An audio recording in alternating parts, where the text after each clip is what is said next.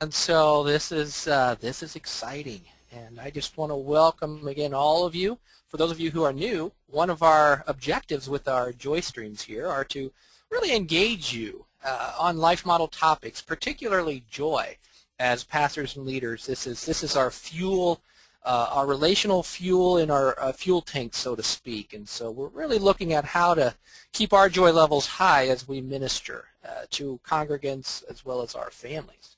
And so, as Denny mentioned, we're trying to engage you and trying to interact with you on some of these topics. And I'm very excited for today because we have Ed Khouri back. And last week, Ed talked with us a little bit about what happens when our joy levels drop. And Ed's come up with a very helpful acronym called BEEPS. And we're going to talk a little bit more about BEEPS today as it relates to our congregants and how to be a less overwhelmed pastor when you look at the needs in your congregation. So Ed Khouri, welcome. Thank you, Chris. It is good to be with you again. We decided that where we were sitting before was too noisy, so we are now going to be driving down the road, and so if you hear, hopefully we will not have any technical glitches. Yes. Wonders. I've never done a webinar before from being on the road, but for those of you that don't know, I am on the road in Tennessee. We are on our way to a friend's house to talk about a conference we're going to do in August, and we are in the outskirts of Knoxville, Tennessee right now. But I am grateful that we can talk this way. That you're right, Chris. The technology is amazing. Well, for those of you that are wondering what exactly we're doing here, Danny, if you'll put the first slide up if they can see it, we're going to talk about how to be less overwhelmed when looking at the needs of your congregation. And if you have ever, I wonder, I can't see hands because I don't have a computer in front of me, but I wonder how many of you would want to raise your hands and say you have had moments like this poor guy over there in the corner. If you are like me, you have had those more than one time, more than two times, more than three times. How many of you have had moments like that as a pastor, just feeling completely frustrated and overwhelmed with the needs that your people have? We did get a few hand raisers. Oh, you just got a few hand raisers. Well, if only a few of you have heard this, the rest of you can probably log off for the rest of the day. Either that or you can just teach this because you must be doing a good job. We're really going to be talking about BEEPS and what you as a pastor or somebody in a counseling position in your church can do in response to issues related to behaviors, events, experiences, people, or substances that people attach to give them a sense of joy. You could call these addictions, but I like the acronym BEEPS better. I want to let you know that some of what we're talking about today, and this is the next slide here, is in the new Joy Starts Here book. And if you look at that slide, you will notice that Chris, Sheila Sutton, Jim Wilder, and I wrote this book. It's in beta form. We hope you will order it and test it and join us on our online forum at joystartshere.com. You can order at joystartshere.com, but we really would like you to test this for us. This is designed to help groups and individuals really look at how do you create an environment of transformation in your church, in your family, and in your school. So you'll be hearing some about that later on today. And then go ahead to the next slide. And if you were with us last week, you saw these two simple equations. The one on the left is the one we want to work with. Because like we said last week, joy makes the difference between ministry being something that's life-giving for us and other people, and the difference between compassion, the desire to make a difference, the call of God, and something that is not life-giving for us and others. In fact, without joy, sooner or later we tend to burn out, or just develop a really strong mask that not too much gets through, we kind of lose connection with our heart. The whole reason we got in ministry to start with. Over the years, I have discovered that in working with BEEPS, BEEPS are an incredible way to drain anybody's capacity. So, Danny, go ahead to the next slide. So the first thing we need to think about if we're talking about people in our congregation that have BEEPS issues is that we must grow our own joyful capacity. BEEPS people, Chris, you probably see this to be true. People with BEEPS carry a lot of pain. Definitely. Just a whole, lots of pain. And where you're working with BEEPS, you're almost always also working with trauma. So people with BEEPS are loaded. Their bucket is loaded with pain. And I always tell people that your joy bucket must be more full of joy than the pain bucket of the person you're working with. So our brain's designed to seek and function in joy. When it feels joy, we go, oh, yeah, life makes sense. Life works. I can do this. And joy is simply a way of expressing God's grace to other people. It's God's grace that says, Chris, Ed, Denny, I am so glad to be with you. I love you. I care about you. I've got this wonderful relationship to offer you. And our response to God being glad to be with us like that is absolute joy. It's like, wow, God is glad to be with me. The problem that we have is in an absence of joy, our fear circuitry tends to be way overactive. And that means that as we approach people with counseling issues related to BEEPS, we're going to be more afraid of people and their problems than we are glad to be with them. And they will figure that out in 40 milliseconds because their brain knows how to do that. And the entire environment of our counseling session becomes one, instead of based in joy, it becomes something that's based in managing a problem. Because without joy, other people become problems for us to manage rather than people we love and care for. Now, the good news is that there are two places we can really grow joy. Danny, go ahead to the next slide. The first place is we can grow joy in our relationship with God. God absolutely loves us and delights to be with us, and He loves to keep our joy bucket full and wants to stay interactively connected with us all the time so that we can talk to Him about things that are hard, we can share appreciation with Him, we can celebrate victories and good things. He'll validate and comfort us when things are going bad, and He will always let us know what to do. So we want to grow our relationship with God to stay interactively connected with Him. But there's also another place we can grow to grow joy. And go ahead to the next slide. We can grow joy in our relationships with other people because sharing joy in relationships with others, we're glad to be with them, or they're glad to be with us. What we're actually doing is sharing God's grace between us, that I am glad to be with you simply because you exist. I think you're special because you exist, because you are. That is joyful to us, it's joyful to other people, and it's kind of sharing the life of Jesus with them. The interactions with God and others are what keeps our joy buckets full. So the very first thing I want to let you know in working with your BEEPS, the congregants who have BEEPS, is joy is foundational for anything else you do. Even if you make mistakes, if you do it with joy, they are less likely to be catastrophic. Okay? Everything simply goes better with joy. So Danny, go ahead to the next one. I'm going to talk to you about these next few slides are some helpful hints to think about when you're working with BEEPS that I found over the years.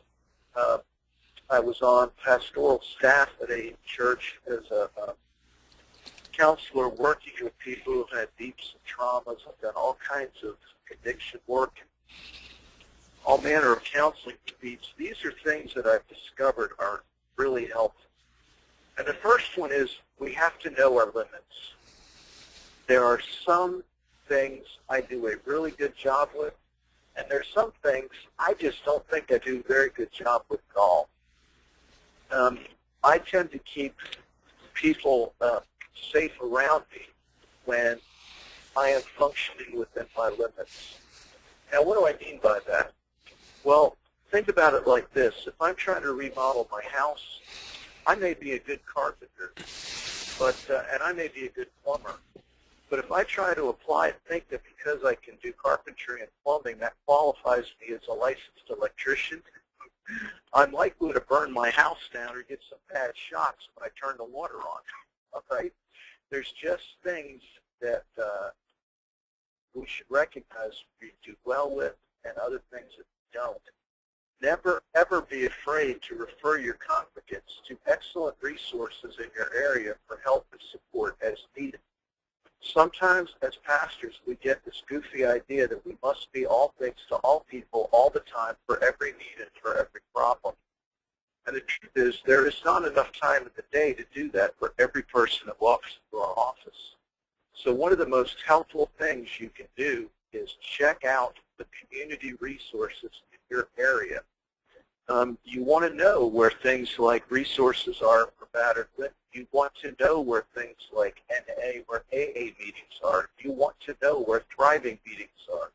You want to know where addiction counselors are. You may want to know where Christian counselors are or Christian addiction counselors are, or what kind of referrals to rehab programs there are in your area. Those things are huge for working with this population. So the first thing I want to tell you is know your limits and know your resources. Never be afraid to refer. Then you go to the next slide.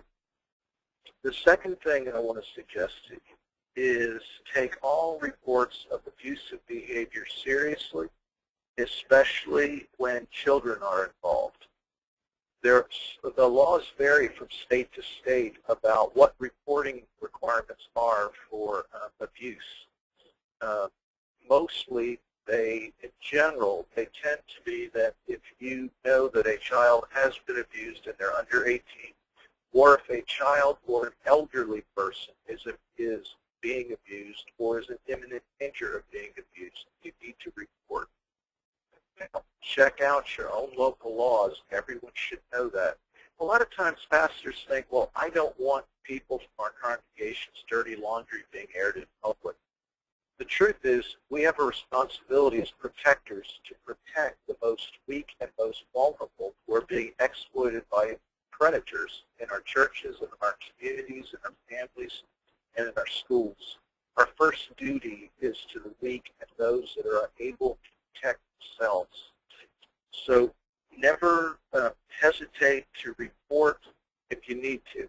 Truthfully, when I've been involved with pastors who are talking to me about people in their congregations who have physically abused their spouses, my general suggestion, plus they're very good at it, is to refer them to domestic violence programs within the area, because those programs are usually, they specialize in that. That's what they do. And it is a lot easier for them to deal with a self-justifying abuser or a self-justifying narcissist than it is for you. And lastly, I'm sure all of you know this, but lack of submission is never a reason or excuse for abuse. I've heard women talk about that way too many times as counsel given by pastors. The homes that are being abused, that is not biblical. Can you go ahead to the next one? The next helpful hint has to do with the nature of addiction and the nature of BEEPS. Now, there are all different levels of involvement that people can have with BEEPS, from just experimenting with them to be developing a relationship with them to having a full-blown harmful dependency on BEEPS. Most pastors are not qualified to make that distinction. That's why addiction counselors can be very important in this whole process of assessing how serious a problem BEEPS is.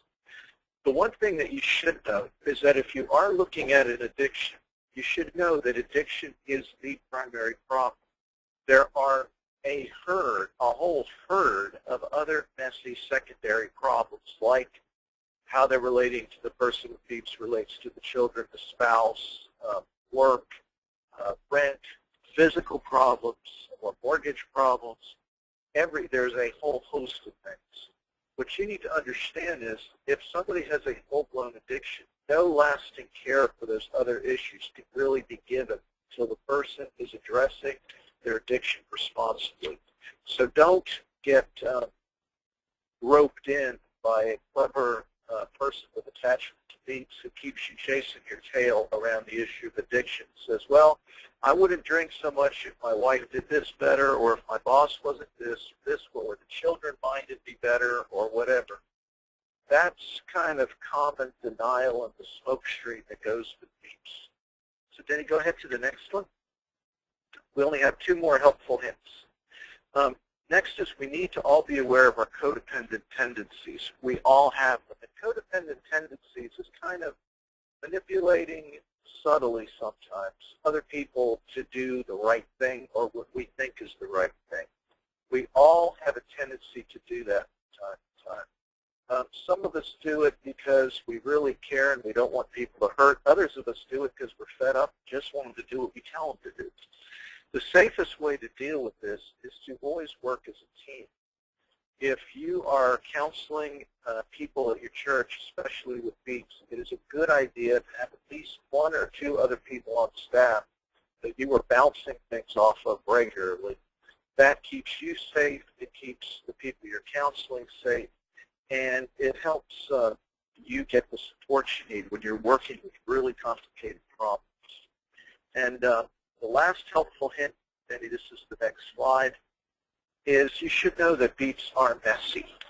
If you think about dealing with someone with an attachment to BEEPS and you get that queasy feeling in your stomach or the knot in your stomach, that is because you have discovered that BEEPS make a mess. And they don't counsel particularly easy. They don't always resolve very easily. So the best thing that you can do is be very patient. Utilize all the resources that are in your community. Know that things usually get worse before they get better. Sometimes people think, okay, I've dragged my spouse to counseling with the pastor, things should get better now. No, they actually get worse first because the person with the attachment to BEEPS usually is highly annoyed, highly ticked off that this issue has come to light and it's been talked about outside the family. So please know that things sometimes get worse and you're going to need other resources in your community involved. Now, here's this next slide starts something very important for us to pay attention to. When you think about the kinds of people with attachments to BEEPS in a family system that come to you in general, it is usually a codependent family member that shows up in our offices first. There's a lot of reasons for that, but the primary reason is they are the person in the family, along with the children, that are in the most pain. The person with the strong attachments to BEEPS is in a tremendous amount of pain, but the BEEPS is numbing their pain and medicating their pain, so they are not entirely aware of how much pain they're in.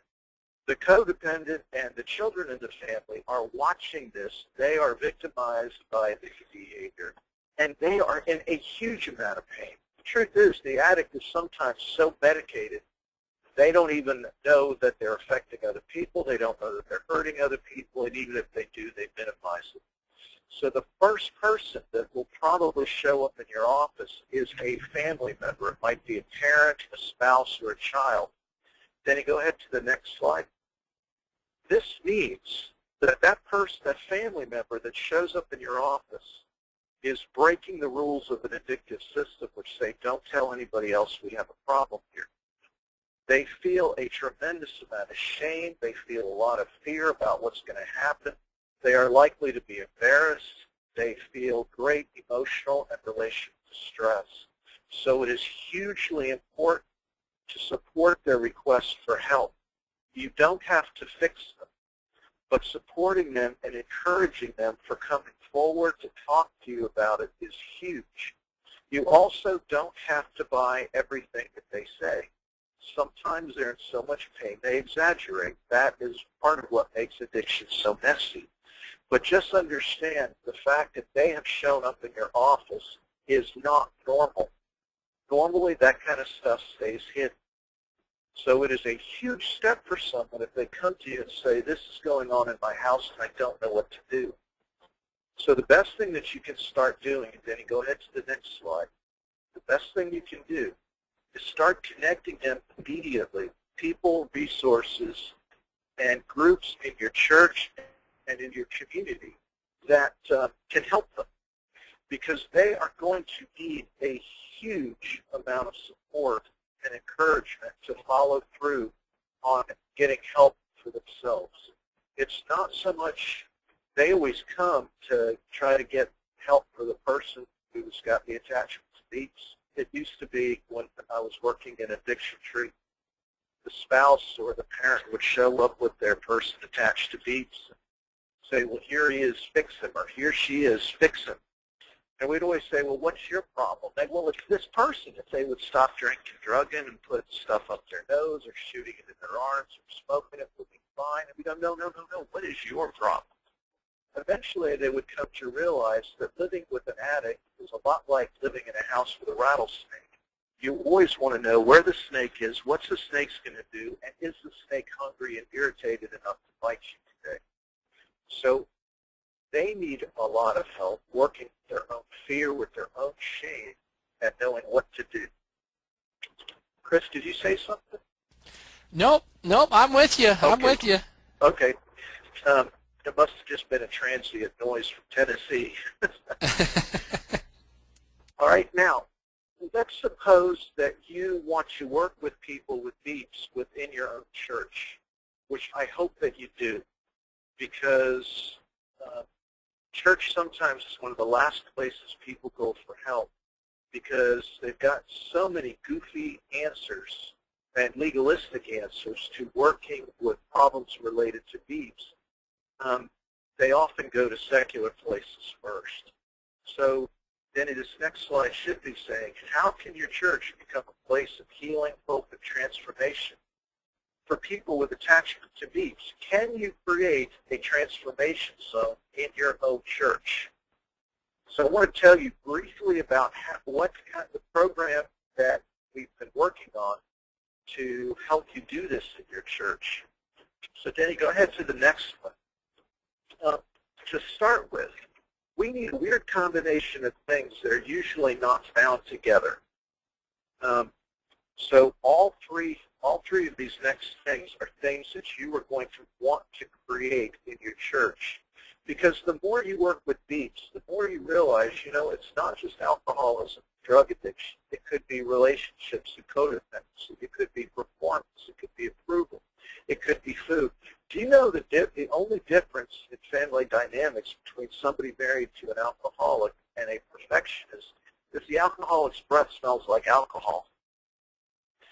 But the dynamics in the BEEPS family tend to be real similar, whether somebody's a dyed-in-the-wool perfectionist or workaholic or approval seeker, as they are in the home of an alcoholic. So there are multiple issues related to BEEPS in any given church on any given Sunday. I bet you if you took a poll, you would find out that probably close to a fifth to a half of the people in your church either had an issue with BEEPS or had somebody in their family who had an issue with BEEPS. This is something that affects everyone. So a culture of transformation requires three things, and then there are three things we need to help transformation occur in that. So to create a culture of transformation, first thing we need is multi-generational community. We need 3 generations interacting together. Sometimes we have 3 generations, but the older people go to the older people's Sunday school class, and then the kids go to theirs, the teens go to theirs, and everybody else goes to theirs. We're all in the same building, but we're not interacting. So the first thing that we're going to need to create a transformation zone for discipleship and to help people with BEEPS is the first thing we need for this culture is joyful multi-generational community where at least 3 generations interact. Second is an Emmanuel lifestyle. An Emmanuel lifestyle is a term that Chris created that really means we go through our day and our life interacting with Jesus, and his shalom is ruling in our hearts. We must have God's shalom in our church and an Emmanuel lifestyle that people are learning to live. And last, we need to grow relational brain skills. We need to grow the skills to initiate bonds, to grow strong bonds, and especially to repair strong bonds. We need this as a primary, we need these 3 as primary focuses of what we do in church in addition to everything else that we do. Now, then you go to the next slide. Those 3 things we talked about are the culture we need. But to enter the transformation zone and to stay there, and this is a big part of what we talk about in the new Joy Starts Here book. In fact, the culture, those things we need for our culture are parts 1, parts 2, and parts 3 of the book. And in chapter 3, we introduce these 3, the transformation zone. What do we need? The first is we need the weak and strong members of our congregations interacting together. That means people who have BEEPS, people who've recovered from BEEPS, and people who are still struggling with BEEPS. And we need all of us interacting together around issues of life, including BEEPS. We need, secondly, tender responses to weakness. If we do not respond tenderly to weakness, we will create a culture of performance and legalism that will kill transformation. So we must get over our passive responses, which is basically pretending bad things aren't happening, pretending BEEPS aren't there, and get over the predator responses that say there better not be BEEPS here or we'll take care of them. We need to respond tenderly to weakness. And lastly, we need the interactive presence of Jesus to maintain peace in our congregations. All 3 of those things in that culture we talked about must be present for transformation to occur. And then you go to the next slide. This is why we wrote the Joy Starts Here book. I mean, all this is laid out in a lot of detail in the book, and it explains to you how to grow this kind of culture in your church. And also the Thriving program has been designed as a discipleship program that includes specific training for people with BEEPS. Then you go to the last slide. I think this is animated a little bit. Since I can't see it, it will be interesting. You notice we start with the Joy Starts Here book. If you use this in your churches, Joy Starts Here is designed for weak and strong to interact together in joy, for multi-generational community, for Emmanuel Shalom, and everything that we've talked about. After you complete the 9 weeks of going through the book, people in your group can go to 1 of 2 places. They can either go to restarting or they can go to forming. Restarting is a recovery entrance to the Thriving program. It focuses specifically on BEEPS and trauma and how do we learn to recover, how do we learn to grow joy, how do we learn to grow relationships, how do we grow relational skills, how do we learn to connect with Emmanuel to grow shalom. It is rooted in a culture of transformation, and we're beginning to establish the requirements for the T-zone. Those people who do not see themselves as having issues related to BEEPS, trauma, painful relationships, they go into forming, which is a spiritual formation program. Forming is designed for people to grow a deeper, more interactive relationship with Jesus. And it's really 12 weeks to let people know how they can grow their skills and give some practice to grow their skills. From there, both groups go into belonging, which is really how do we each learn to create a joyful place for others? How do the weak and strong mix together? How does multi-generational community mix together? How do we respond tenderly? And how does shalom rule for us?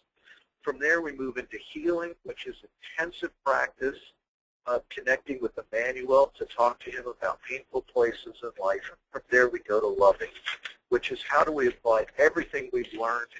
And Joy starts here, and then the rest of thriving, how do we apply that to our relationships? There will be eventually a special crisis unit that's developed, and this is designed so you and the people you love can go back through the program together. Now, I have talked for a long time, and I think it's time to take some questions. So I'm going to stop, and let's see what questions we got. All right, very good, Ed. Thank you. You have given us so much to chew on here. You've thrown a lot of life preservers our way. And I'm going to put myself up here so people can interact with me a little bit on some of our questions. Hopefully by now everybody can see my screen. Let's dive in here. My goodness, there's so much good stuff here. Okay, so what does it feel like when a family with BEEPS comes our way for help? All right, so audience, friends, let's talk about this a little bit. I think Ed described it well with that knot in our stomach. Our stomach lets us know when there's somebody with BEEPS coming our way. Let's talk about this a little bit. Let's share our hearts here. So what does it feel like when someone with BEEPS comes your way looking for help?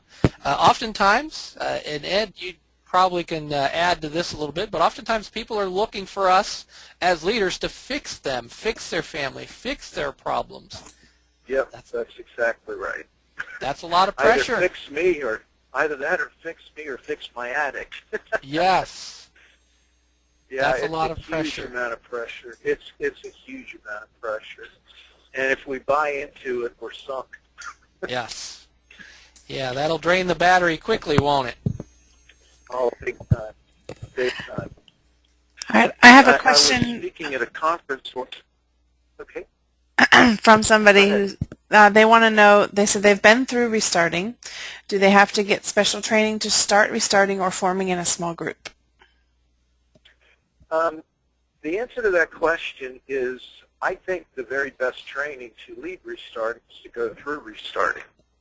So my suggestion is, if you want to lead a group, go through the group yourself at least twice, and then talk with the person leading your group about co-facilitating with them. Give yourself a chance to be an apprentice, and go ahead then and get your own materials to start your own group. There are facilitator training DVDs available, and there is a facilitator workbook available. The biggest thing you've got to know to run restarting is how to lead all the exercises. And you have to be familiar enough with how everything works so you can answer questions and lead people through the discussions. Hopefully you've grown your maturity as well.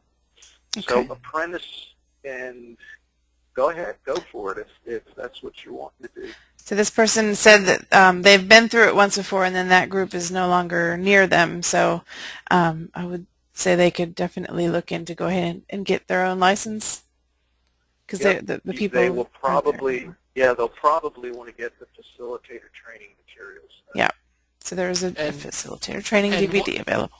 And what a blessing this is, Ed, because what you're doing is you're creating that transformation zone within your community when they're running those thriving modules. That's exactly right.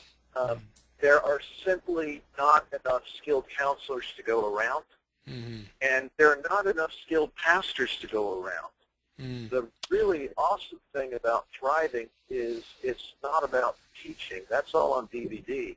It's all about the joyful interactions people do with each other in there, where they acquire and they practice their skills.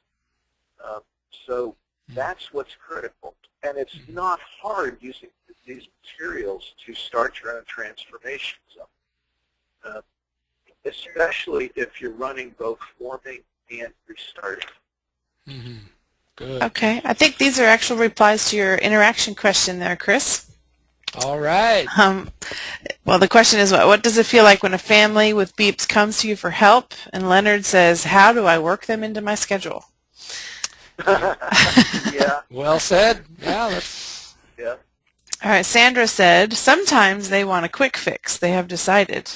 We need to ask, what is God's perspective on the issue and help them to get resources and help. Good. That's right. Again, you guys can raise your hand and we'll let you speak. You don't have to use your webcam. We'll just hear your voice. Any other thoughts? Go ahead, Chris. Well, I'm just going to put out there, we've got a lot of good questions here. If anybody had any more thoughts before we move on, but jump on in here, Ed. Well, the thing about wanting a quick fix is so true.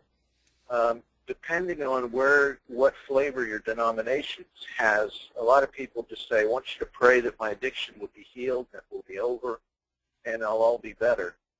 And I've talked to some people that really say God delivered them from addiction. They're few and far between.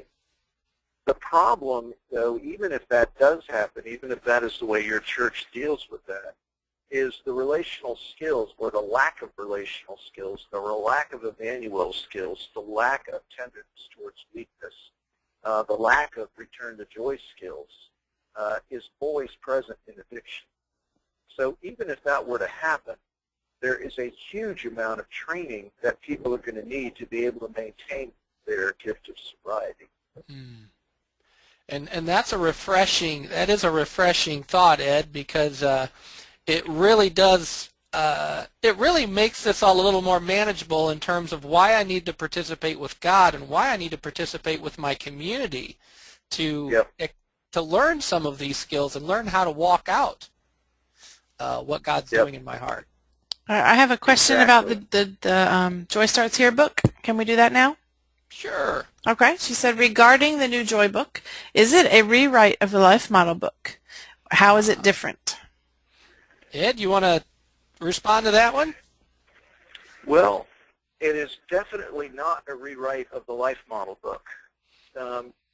Pretty much where the Life Model, one of the big points of the Life Model is we need community to recover. What Joy Starts Here does is picks that theme up and says, okay, this is how communities can be transformational, and this is how it starts. It is all about creating a culture of transformation and learning to stay in the T-zone. So you will see some foundational concepts that were in the Life Model, but it is a very different book.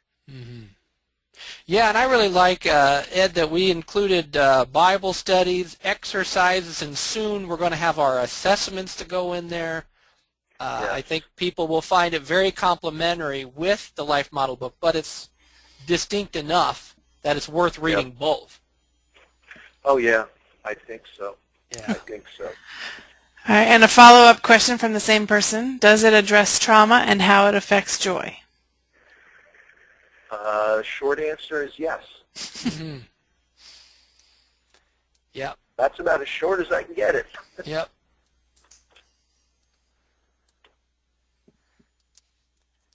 All right. All right. I'm going to throw out another question as we're having our dialogue here is what are the best BEEPS resources in your community and why? And Ed's really introduced a very helpful resource that really does hit the nail on the head when it comes to dealing with our BEEPS, both for us leaders as well as our congregants, and that's the Thriving Recover Your Life program. But let's put this out there. Ed really told us it's important to know what those resources are in our community. So friends, what are some of your resources?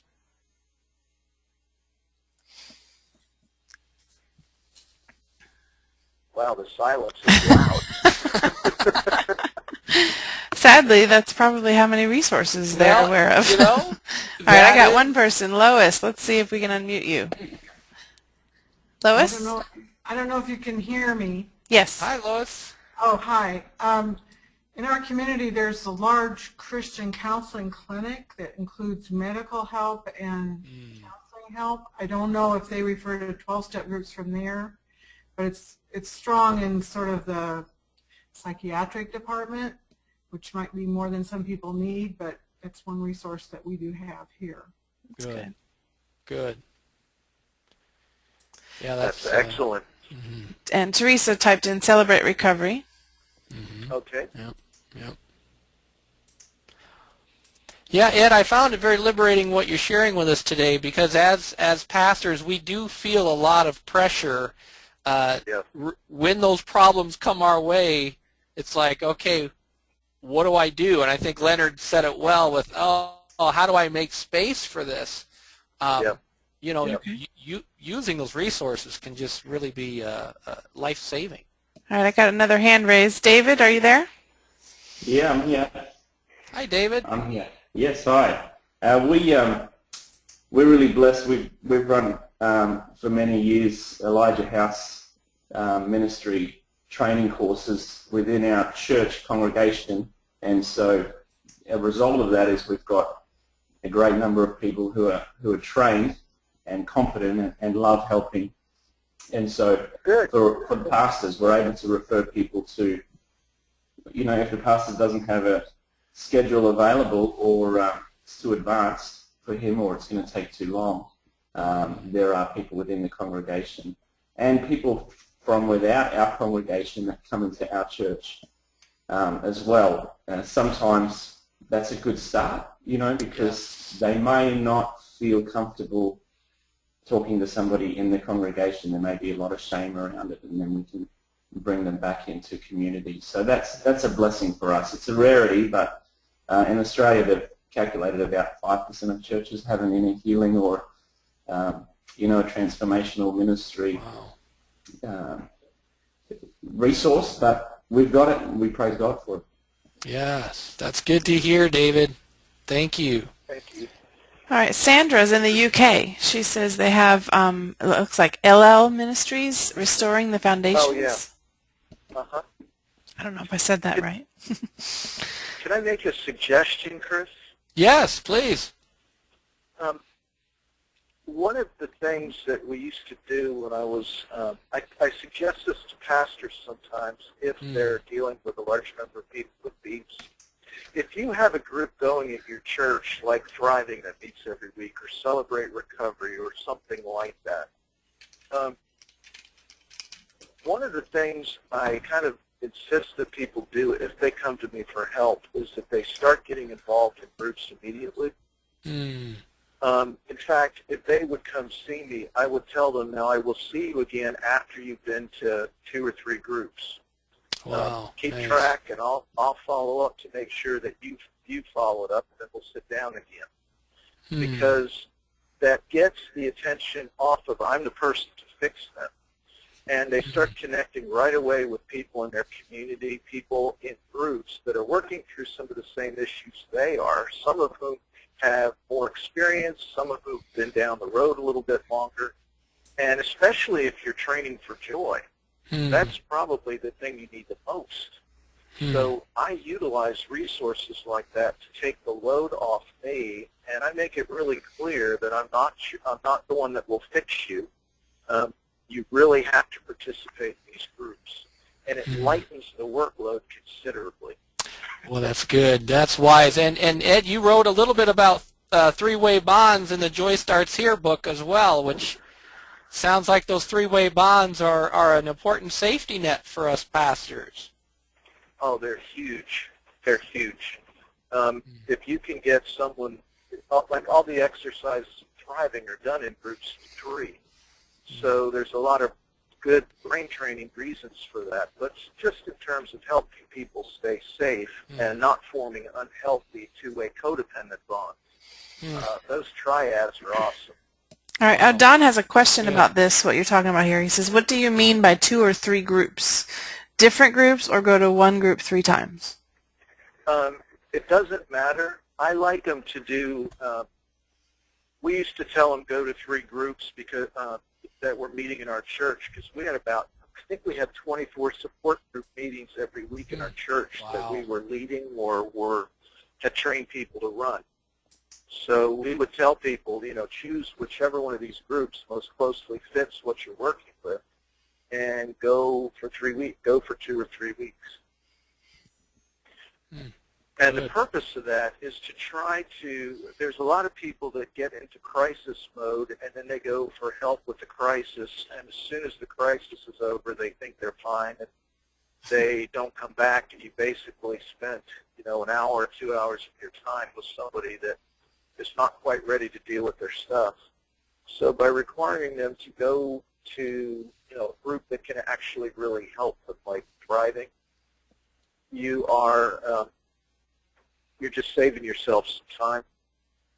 Just trust me, I've seen it work over and over again. Mm-hmm. All right, Leonard has a couple other resources, I guess, in his area. He's got Celebrate Recovery, Lifeline, Teen Challenge, and some good men's groups. Good. Good.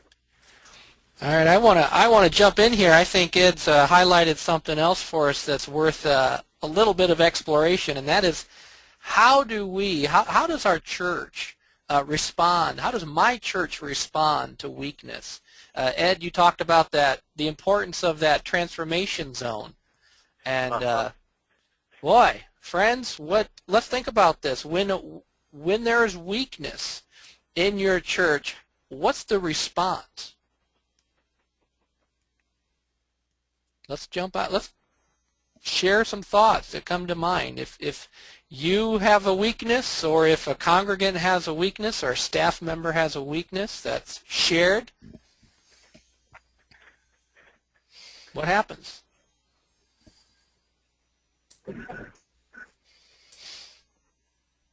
This gets our wheels turning. Part of this is, what do people in your congregation do if it's obvious someone has a problem?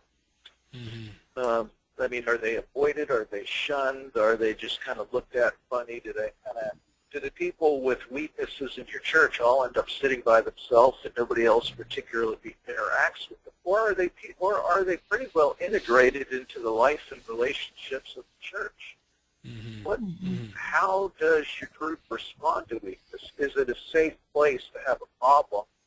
Or do your people more feel like they have to have it looking all together to be there? How does that work? David typed in he thinks the leader really sets the tone for this. And another person says, sadly, I have seen people avoid me when I show weakness and pain. So that church has a weakness with that. David says, if the leadership values vulnerability and safe openness, this often creates a culture. I've had my staff minister to me in this way. That's good. Nice. Yeah. That's really good. Andre has a question. What do you do when there is not a safe, let alone multi-generational community available in your environment or even country? Start one. Yeah. I'm not being flippant, but that really is why Joy Starts Here was written, so that you can figure out how that you can start creating joy around you in your home, your church, and in your school. How can you start doing that? And odds are high, Ed, that Andre is probably not the only one in that community that's hungry for joy. Mm-hmm. No, he's not. All right, Terry. Joy is so contagious. All right, Terry's got her hand up. Can I unmute you? Terry, are you there? Terry Whitney. Don't hear her yet. Teresa has a question. She says, please explain what a tender response would look like. What a tender response would look like? Yes. It depends what the problem is. But a tender response to weakness would probably involve, non-toxic shaming, non-toxic guilting. It would involve a whole lot of very active listening and synchronizing with someone's distress. It would not judge them for their distress as much as it would practice what the Scripture says is you weep with those who weep. You are with them in their pain, and you are glad to be with them in the middle of their pain. And I think one of the terms and phrases we used in the book is when they felt like they were heard. I think we used that phrase, did we, Chris? Yeah, I think we did. And Ed, you've you've had some things to say through Thriving as well, especially Belonging, about the importance of just people feeling validated and comforted. Yep. Yep. Validated is really letting them know that you understand how intense the pain was and how painful it was for them.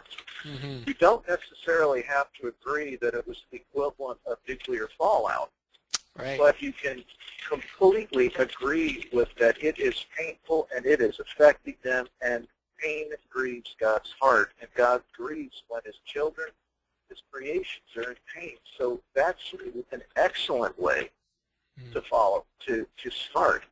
It's followed by comfort, which is helping people reframe things to see themselves and others involved the way that God does.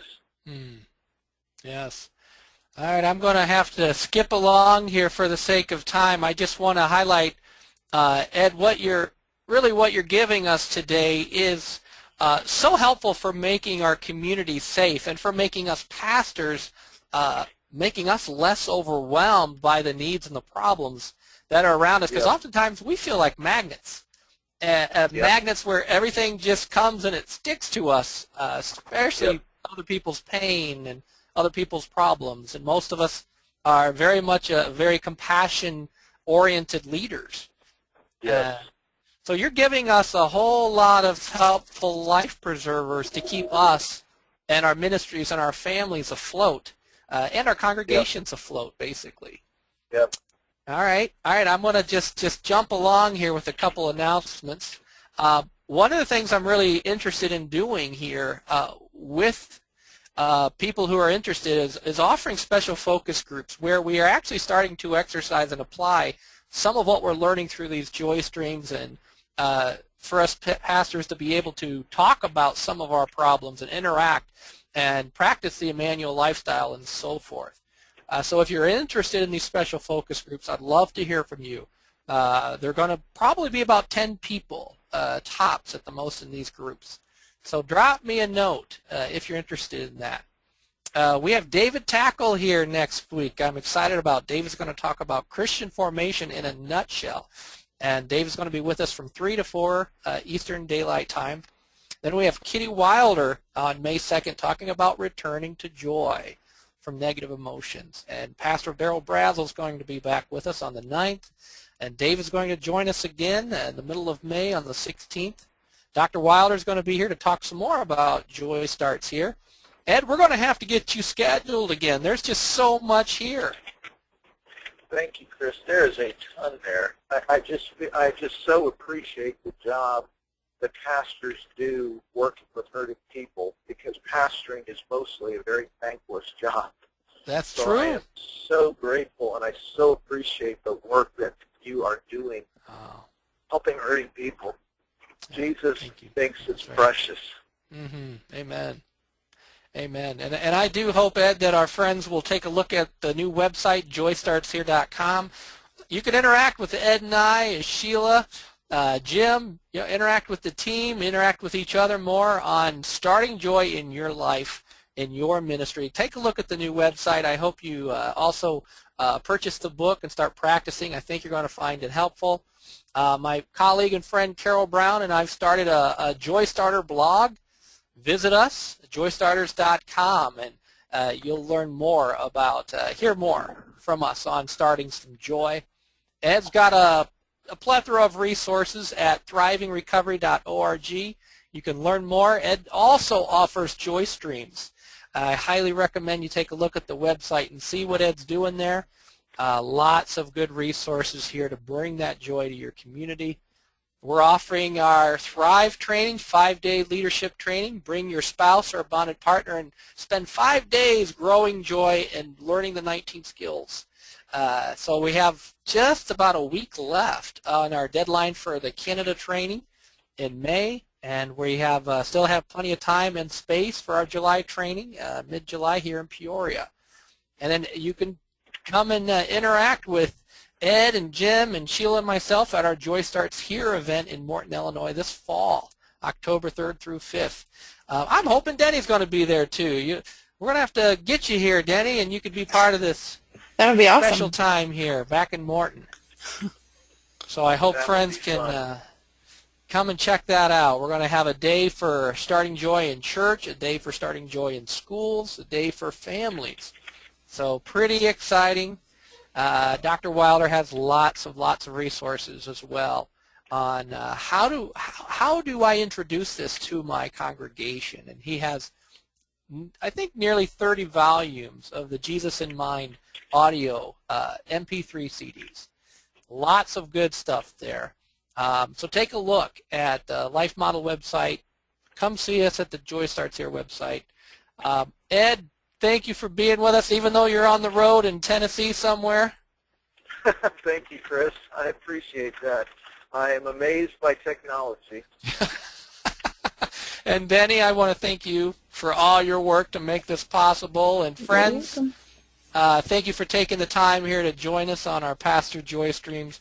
I hope you're going to be back with us next week. There's just more where this came from. And God bless you all today.